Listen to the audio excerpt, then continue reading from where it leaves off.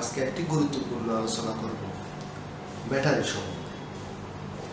আপনার ল্যাপটপের ব্যাটারি, মোবাইলের ব্যাটারি এবং বিভিন্ন রকমের ডিভাইসে ব্যাটারির প্রয়োজন হয় এবং এই ব্যাটারিগুলো অনেক সময় কিনতে পাওয়া যায় না। তাহলে আমরা ব্যাটারিগুলো কিভাবে রিপেয়ার করতে পারি? আপনার ব্যাটারি রিপেয়ার সম্বন্ধে যে তত্ত্ব আছে, যে সংজ্ঞা আছে, সেগুলো মেনেই আপনি ব্যাটারিটা রিপেয়ার করতে পারেন।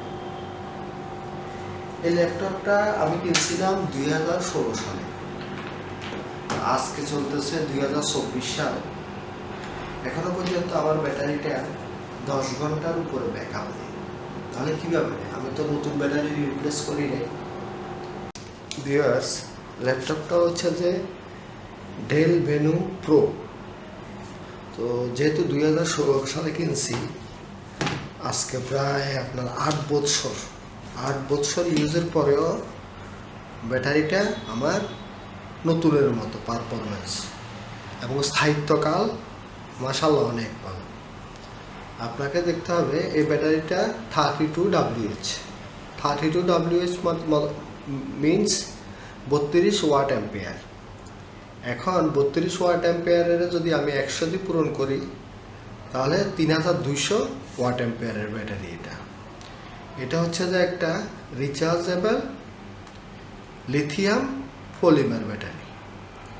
এখন এই ব্যাটারিটা 8 বছর ইউজের পরেও এখন নতুনের মতো কীভাবে হচ্ছে। যেমন আমার আরেকটা মোবাইল আছে, হাওয়াই মোবাইল। এটা কিনছিলাম আপনার 2019 সালে, আজকে চলতেছে 2024 সাল।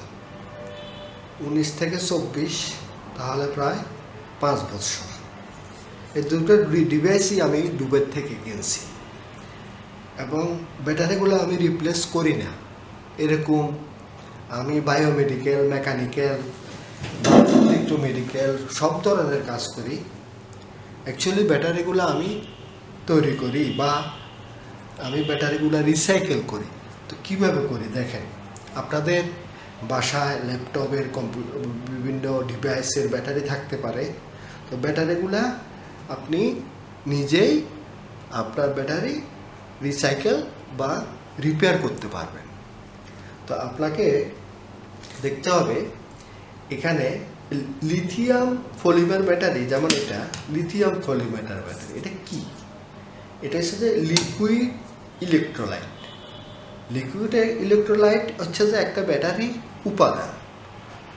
এটা ব্যাটারির লিকুইড উপাদান চলাচল করে। আর ইলেকট্রোলাইট হচ্ছে যে খনিজ।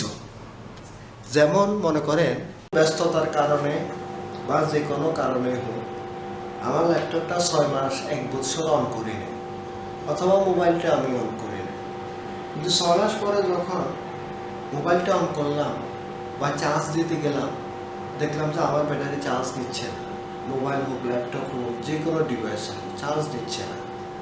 তাহলে ধরুন আমি মনে করলাম যে আমার ব্যাটারিটা খারাপ। আসলে কিন্তু ব্যাটারিটা খারাপ। ল্যাপটপের ব্যাটারি, মোবাইলের ব্যাটারি আপনার উন্নত তাপমাত্রায় তারা ভালো কাজ করে। কিন্তু উন্নত তাপমাত্রা ভালো কাজ করলে কি হবে? ব্যাটারির আয়ুটা কমে যায়। কিন্তু ঠান্ডা তাপমাত্রায় কি হয়? ভালো চার্জিং ক্যাপাসিটি, রিচার্জিংয়ের ক্যাপাসিটি বাড়ায়। ধরুন আমরা আপনার সারাদিন পরিশ্রম করছি, সারাদিন পরিশ্রম করে আমরা বাড়িতে আসলাম। তো বাড়িতে আসলে আমাদের শরীরে একটা ঘাটতি হয়, সেই ঘাটতির নাম ইলেকট্রোলাইট। তো আমরা তাহলে ব্যাটারি কিভাবে আপনার রিপেয়ার করব? আসলে একদম সহজ একটা টিপস আছে, যে টিপসটা মনে রাখলেই চলবে। আপনার ব্যাটারিটা যখন দেখবেন যে আপনার চার্জ হইতেছে না বা ব্যাটারিটার কার্যক্ষমতা কমে যাচ্ছে, তো তখন আপনি করুন, বা মোবাইলটা অন হচ্ছে না বা আপনার ল্যাপটপটা অন হচ্ছে না, আপনি অ্যাট ফার্স্ট এটা করবেন।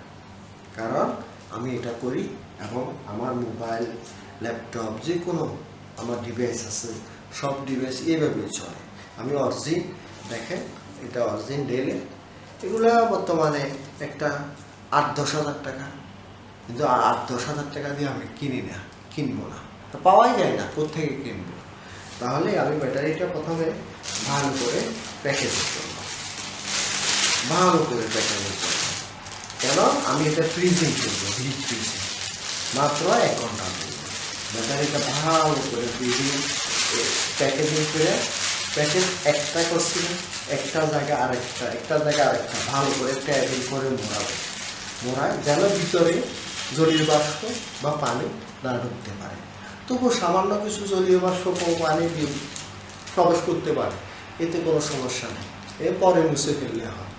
তো আপনি চার্জিং ক্ষমতা বাড়ানোর জন্য, ব্যাটারি যে চার্জিং শক্তিটা ফিরে আসার জন্য আপনি ব্যাটারিটা ভালো করে কভারেজ করে 1 ঘন্টা ডিপ ফ্রিজের মধ্যে রেখে দেওয়ার পরে 1 ঘন্টা পরে ডিপ ফ্রিজ থেকে বাইর করে তুলে ভালো করে মুছে দেবেন। ভালো করে মুছে 10 থেকে 15 মিনিট ব্যাটারিটা বাইরে ফেলে দেন। এই 10-15 মিনিট পরে আপনার ব্যাটারিটা আবার ওই যে ডিভাইসটা, ল্যাপটপ হোক বা যেটাই হোক, ওই ডিভাইসের মধ্যে ব্যাটারিটা লাগিয়ে দেবেন। ব্যাটারিটা লাগিয়ে নিয়ে দেখেন, আমি মনে করেন ব্যাটারিটা লাগিয়ে নিলাম। লাগিয়ে নিয়ে আপনি অন করবেন না, আপনি ওই ডিভাইসটা অন করবেন না। আপনি চার্জিং পোর্ট যেটা আছে, আপনি চার্জিং পোর্ট লাগাবেন।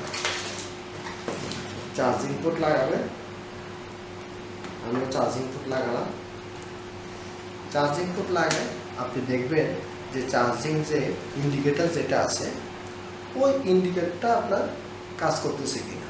ওই ইন্ডিকেটর যেমন এখানে চার্জিং ইন্ডিকেটর হচ্ছে যে এটা দেখেন, যেমন আমার এখন ইন্ডিকেটরটা কাজ করতেছে না ব্যাটারি, এটা চার্জিং ইন্ডিকেটর। যতক্ষণ পর্যন্ত আপনার লাইটটা না আসে ততক্ষণ পর্যন্ত চার্জ দিয়ে রাখবেন। 6 ঘন্টা, 2 ঘন্টা, 4 ঘন্টা, 8 ঘন্টা হোক, দেখবেন আপনার ব্যাটারি চার্জিং, ল্যাপটপটা অন হবে, মোবাইলটা অন হবে, চার্জিং লাইটটা ফিরে আসবে, ও নিজে কার্যক্ষমতা ফিরে আসলে আপনি তারপর আপনার ল্যাপটপ বা কম্পিউটারটা বা যে কোনো ডিভাইস ওটা অন করবেন। যখন ফিরে আসছে, এই টিক্সটি আপনার কোনো টেকনিশিয়ান বা ইঞ্জিনিয়ার কেউ আপনাকে শিখাবে না। তো আমার এই যে টিক্সটি যদি আপনাদের ভালো লাগে, আপনারা অবশ্যই আপনাদের ডিভাইসের জন্য ইউজ করবেন। ডিএসএলআর বলেন, যে কোনো ডিভাইস বলেন, ইউজ করবেন এবং আমার চ্যানেলটি লাইক অ্যান্ড সাবস্ক্রাইব করবেন। ধন্যবাদ আপনাদের।